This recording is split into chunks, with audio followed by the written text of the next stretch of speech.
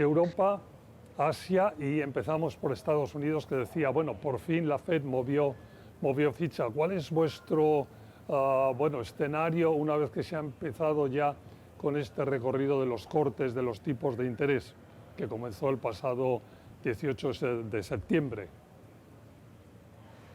Sí, mira, nuestra lectura es que el ritmo de actividad económica en Estados Unidos, más allá de que hay una leve desaceleración relativa a lo que habíamos visto el año pasado, se encuentra en niveles consistentes con tasas de crecimiento de mediano y largo plazo. O sea, la economía todavía se está comportando relativamente bien a nivel agregado.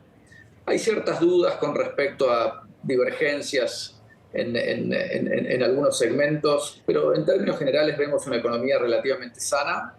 Como comentabas, una inflación que más allá de que todavía estamos resolviendo ciertos ecos de la pandemia, se está comportando también de manera muy razonable, inferior al 3%, todavía no exactamente en los objetivos de la Fed, pero lo suficientemente cerca como para que el Banco Central se pueda enfocar en su segundo mandato, que es el del nivel de empleo.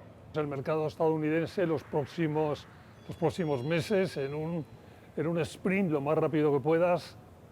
Y el mercado accionario en Estados Unidos ha tomado muy bien el comportamiento de la economía americana y la respuesta por parte de la Reserva Federal.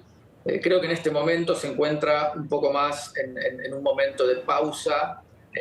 Consideremos que el S&P, el mayor índice, está, digamos, muy cercano a máximos históricos. Ha estado en las últimas semanas quebrando y consiguiendo nuevos máximos históricos, pero ahora está, digamos, más o menos en un nivel de pausa. Y creemos que para los próximos meses la perspectiva de crecimiento de la economía y de crecimiento de utilidades favorece el posicionamiento en acciones y creemos que va a continuar relativamente bien. Y por el lado de renta fija, creemos que los niveles de tasa de interés de alguna forma están descontando casi en su totalidad la baja de tasa de interés, con lo que creemos que es más limitado el potencial de suba en términos de precios de la renta fija. ¿Cómo veis el escenario en Europa en este momento? Yo decía que un poquito mejor, ¿no? En términos generales, también estamos viendo un nivel de actividad de crecimiento positivo en términos de Producto Bruto, pero creo que mencionabas también en tu introducción que hay una divergencia, hay una diferenciación importante, creo, entre las distintas regiones de Europa. Los países más como Alemania, que son países más industriales, más abiertos, que tienen muchas más relaciones con el resto del mundo, principalmente con China también, todavía no se han recompuesto por completo después del shock de energía de los últimos 2 años con la invasión de Rusia a Ucrania. La desaceleración de China también ha tenido un impacto muy fuerte sobre las exportaciones de países como Alemania. Entonces ahí hay, digamos, creo un poco más de debilidad y de incertidumbre. Y por otro lado, en los países que mencionamos del sur, lo que se llama típicamente la periferia, los países más del Mediterráneo, que son economías mucho más ligadas al sector de servicios. Durante los últimos 2 años han tenido comportamientos también bastante robustos, nivel de actividad mucho más sólido, más fuerte que los países industriales. Y eso, de vuelta, tiene que ver con la composición de su economía, ¿no? Bueno, vámonos a China. Decía en mi introducción que bueno, ahí sí ha habido novedades importantes en los últimos tiempos, desde que hemos tenido nuestro último globo temperatura, los estímulos, tanto de tipo monetario como fiscal.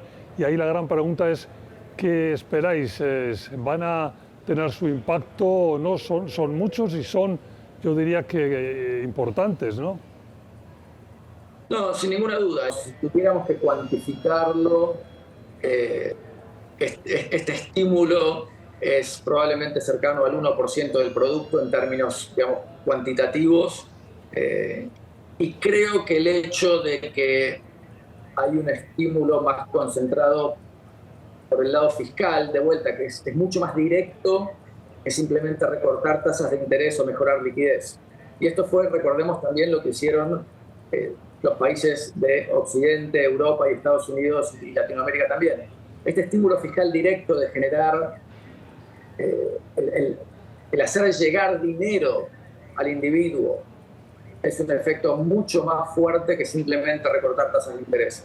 Y esta es la novedad de este paquete de estímulos en China en este caso en particular. Entonces, vamos a tener que esperar a ver. Evidentemente va a haber un efecto y un impacto positivo.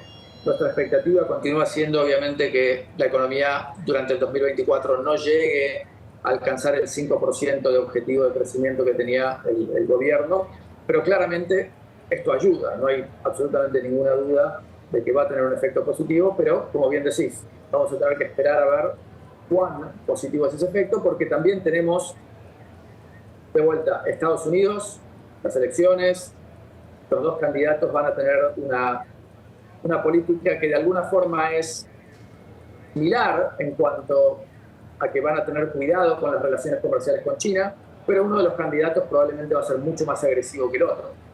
Entonces, ahí todavía hay una serie de efectos que vamos a tener que ver resolviéndose en los próximos meses.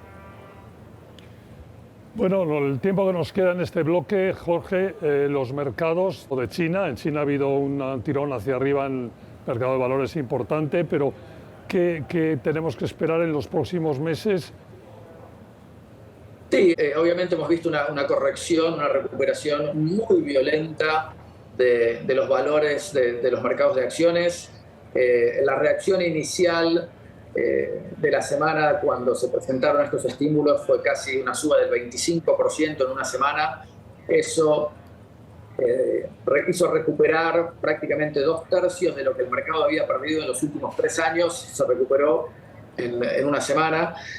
Hay que considerar también que el sentimiento con respecto a los inversores hacia el mercado de China ya había sido muy negativo durante mucho tiempo. La gente estaba muy subposicionada con respecto a los activos en China. El humor ya era muy negativo, con lo que esto fue una sorpresa muy grande y generó un cambio en términos de posicionamiento muy importante. Entonces creo que de acá en adelante vamos a ver un poco más de volatilidad en el comportamiento, va a ser mucho menos lineal, porque el mercado va a estar esperando evidencia de que estas políticas efectivamente van a poder justificar los niveles de acción, de recomposición de acciones que estamos viendo.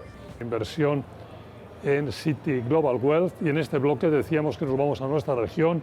Primero, desde una visión global, Jorge, ¿qué hay que decir? América Latina, globo temperatura, ¿dónde estamos? A ver, en términos de política económica, creo que tenemos situaciones parecidas a las del resto del mundo, en donde los niveles de inflación han caído de forma significativa, están permitiendo a la mayoría de los bancos centrales a actuar recortando tasas de interés. Las cuentas fiscales continúan siendo el punto principal de preocupación en términos generales para todas las economías, y obviamente tenemos situaciones puntuales en México, en Brasil, en Argentina, que creo que requieren su conversación individual. Vámonos a México, Jorge, ya nueva presidenta en México, nuevo escenario también económico, ¿qué veis ahí? Sí, en México tenemos creo que dos dinámicas importantes. Una doméstica, obviamente, con la nueva asunción de Sheinbaum a la presidencia y la incertidumbre de cuán diferente va a ser a AMLO o si simplemente va a seguir muy alineada con las políticas y la dirección en la que López Obrador ha intentado hacer esta cuarta revolución de México. Y obviamente eso tiene un alto grado de incertidumbre.